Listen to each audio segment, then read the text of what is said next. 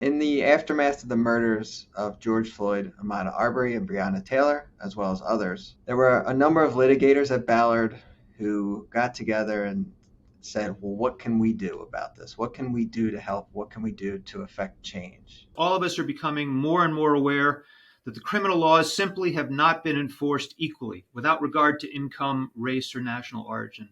We developed a racial justice and equality initiative where we would focus litigation resources purposefully on racial justice issues. Because we who are privileged are not just standing by and watching, but rolling up our sleeves and getting involved, trying to right the wrongs of the past.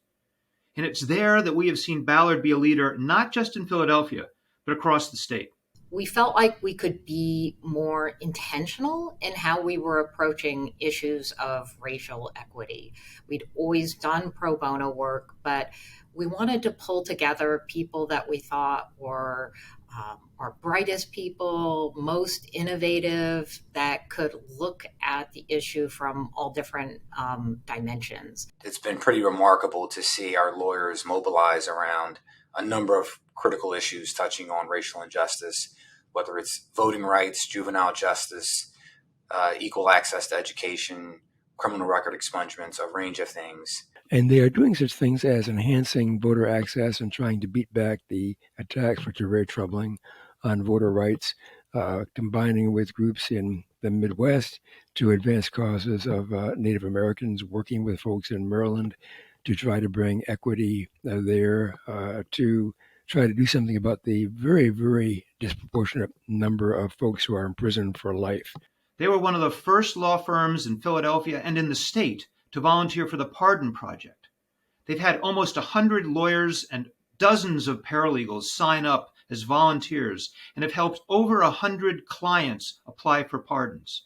Where can we step in to make the most impact for the focus of the initiative? And so in the media group, we're constantly looking around the country at any new outlets that are focused on covering diverse communities, and how can we help? If we can do things like break down barriers to the right to an education, if we can make sure people have the right to housing, the right to be free from discrimination, we can make this city even better. Whenever we see racial injustice, I think, law firms should be among the first institutions to speak up.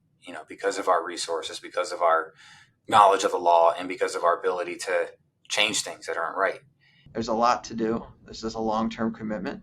So far, I think we've helped make incremental change, but the goal is to be a part of this process over the next many years. It's really been exciting. And I think in terms of evaluating success, we'll have to see. I hope we're making the impact, and we certainly appreciate it being recognized here today.